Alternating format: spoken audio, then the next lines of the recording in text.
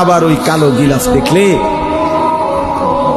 মদিনার ওই সবুজ গম্বুজ দেখলে কলিজা ঠান্ডা হয়ে যায়, চোখ সুখ পাবে, চোখের তৃপ্তি হবে, দেখার মজা মিলবে।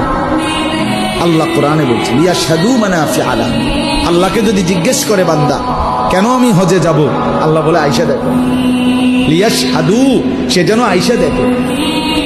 আইসো বান্দা, আসো না আমার ঘরে, আসো, আমি দেখাবো কুদরতের কি পরিমাণ নিদর্শন।